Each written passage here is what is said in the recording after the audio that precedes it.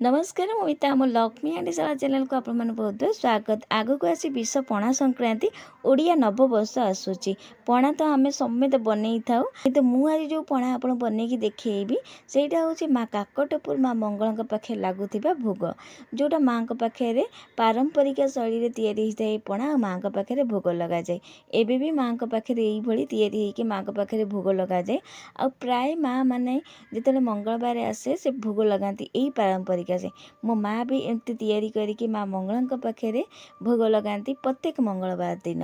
तो आज आपण मानक माँ काकटपुर माँ मंगल पाखे लगुवा पणा बनईकी देखी जोटा पारंपरिक शैली तैयारी होता है। तो आगक आस पणा संक्रांति घरे निश्चिंत बनइबे ये पणाटा को माँ पाखे भोग लगेबे। तो आशा करुँच आज रेसिपी आप समस्त को पसंद आसो। वीडियो जमार स्किप करते पूरा देखूँ। देखी सारापर जब भल लगे please video like comment share करो जमार मंगल पणा बनवाईका प्रथम गोटे जगह मुठी नहीं जाइए। एवं आम देदेबा क्षीर एठी जो क्षीरटा नवा कंचा क्षीर नवा। तो प्रसाद रे सब बेले पणा बनवाक तो आप कंचा क्षीर व्यवहार करेंगे। तो अल्प कंचा क्षीर टी देपर ये देखते आउ बाकी क्षीर पछे दबा खंडे अदा ये एमती गेटे घोरिकी दे दूँगी। तापर ये दही दबा तो दही ये खटा ने पूरा फ्रेश दही ने। तापर ये देखु भरिकी गोटे चामच ये महू दे दूँगी। महू दे सारापर ये आम देदेबा अल्प टिके कपूर दबा जोटा खाइबा कपूर मन रखिए बहुत कम देवे। तो ये अल्प देखो भांगिकी एमती हाथ में मकचिकी दूँगी। तो अल्प देवे अधिका कपूर ये जमा देवे नहीं। तो ये देखिए कपूर बहुत स्ट्रंग थाए तो अल्प देवे। तो कपूर दे सारापर ये आम गोटे चामच देदेबा घी। तो माँ कपणारे सब घी व्यवहार करेंगे। तो ये घी दे सारापर ये दे दूँ अलैच गुंड तापर ये आम देदेबा गोलमरिच गुंड। तो 10-12टा खंडे गोलमरिच नहीं आ 2टा अलैच को गुंड करके नहीं। तो 2टा दे सारापर ये आम देदेबा गुड़। तो गुड़ देकी सब जिनस को बढ़िया भाव में मिसई नवा। तो ये अदा क्षीर महू घी तापर ये आम देलु गोलमरिच गुंड तापर ये आम देलु अलैच गुंड गुड़ ये सब जिनस को बढ़िया भाव में मिसई नवा। भल भाव में मिसई सारापर ये आम देदेबा घर तैयारी छेना। अधे लिटर क्षीर को छिड़ेकी नहीं से छेनाटा ये दे दूँगी। तापर फाड़े नड़िया कोरा ये नहीं ताकू ये दे दूँगी। तो नड़िया कोरा छेना दे सारापर 5टा कदली की यही काटिकी नहीं ताकू भी ये दे दूँगी। तो कदली की मुझे काटिकी नहीं आप डायरेक्ट हाथ चकड़ी भी दे पारती।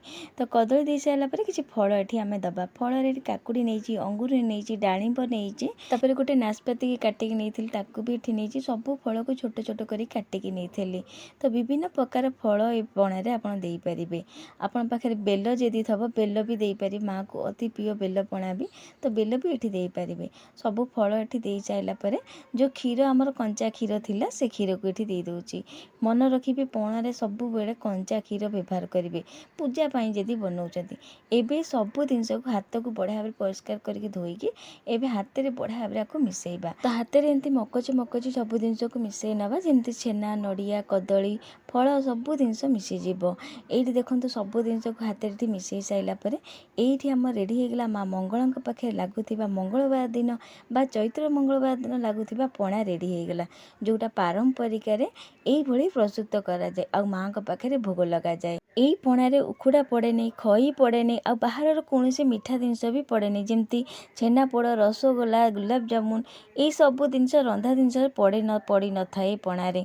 माँ को पाखे पणारे खाली गुड़ नड़िया छेना कदली पंचामृत तैयारी होता है विभिन्न प्रकार फल भी पड़ी थाए बेल भी पड़ी थाए आ छेना तो माँ को अति प्रिय ये सब जिनस पड़ेगी ये प्रसादटा तैयारी होता है बहुत बढ़िया लगे बहुत स्वादिया लगे खाइबापा। आपड़ जदि केबे काकटपुर माँ मंगल पाखु जाइए मंगलवार न देखिए ए पणा जदि केबे पाइबे बहुत स्वादिया बहुत टेस्ट लगे खाइबापा। तो देखो सब प्रसाद को मुझे काढ़ी आनी पितल तसला को माँ को अति प्रिय बेलपत्र दे देती आईटी आम रेडी हो सारी माँ काकटपुर मंगल पाखे लगुवा पारंपरिक शैलीर ये पणा। तो आगक आसी विश्व पणा संक्रांति ओडिया नववर्ष आसूची। तो घरे निश्चिंत ये पणाटा को बनातु माँ को पाखे भोग लगातु आउ निजे खातु घर लोक समूह खाइबा को दिंतु केमिति लागिला आपण मानकर अनुभव निश्चिंत शेयर करेंगे। मो पुणी आ गोटे नुआ रेसिपी नहीं आसबि आज रोचे जय जगन्नाथ।